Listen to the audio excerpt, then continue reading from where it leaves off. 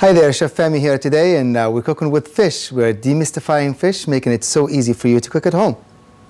We're here at Lee's Market in Westport, Mass, and we're doing fish and chips the classic way, pan-seared tuna, and a filet of sole en papillote with an Asian flair.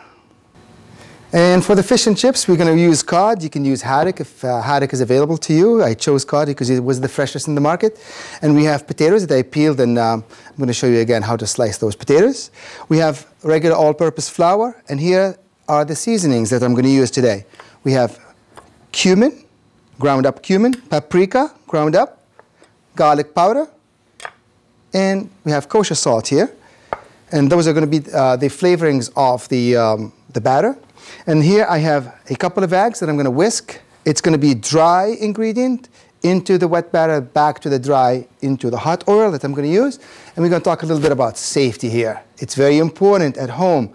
If you are going to use fish and chips that you're going to fry the way I'm going to show you today, because that is what most people have. They don't have an electric or a gas fryer later. Then you need to exercise caution at home. Never fill your oil past the halfway. That's very, very important. Your oil temperature should not exceed 375. The best temperature for me to fry in is 365. 325 to 375 is the limit. Those are the dimensions that you should not exceed.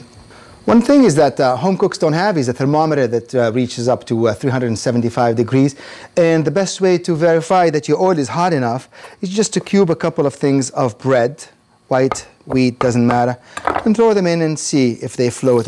That's perfect. That's ready for frying. And here we go. We're going to start with the dry ingredients. We're going to put about 1.5 cups of all-purpose flour. We're going to add about a tablespoon of the garlic powder, another tablespoon of the cumin, regular paprika, tablespoon as well. We're going to swirl everything together. Make sure all the ingredients are all mixed. And that's our dry ingredient. And we're going to make the batter now. And we have a couple of eggs that go straight into this bowl. And we're going to scoop probably 1/4 cup of that mixture, the dry ingredients that we already had in there. Whisk them all together until nicely blended and smooth. And with the help of some more water, we can have a smooth batter wash.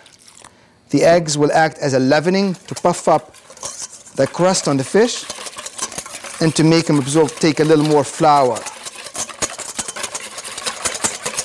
And that's our batter wash ready for the frying. The classic technique of breading fish or any type of protein is to start with the dry ingredient, and you dredge it right here. You move on to the wet, and you submerge it into the wet batter. Then the second hand, very important, to go back into the dry ingredient.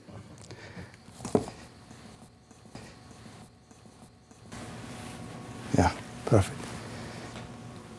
One thing in the kitchen that everybody should know is timing your food. And here, when making fish and chips, timing it is very important.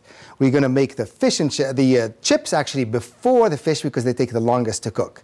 And here I cut up some potatoes for you already. I'm going to show you the technique of how to simply cut potatoes into strips, referred to as julienne strips.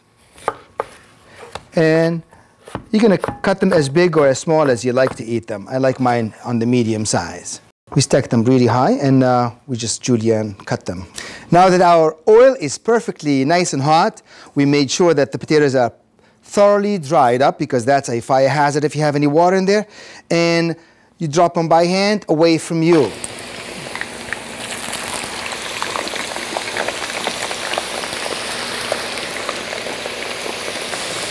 Our fries look perfect.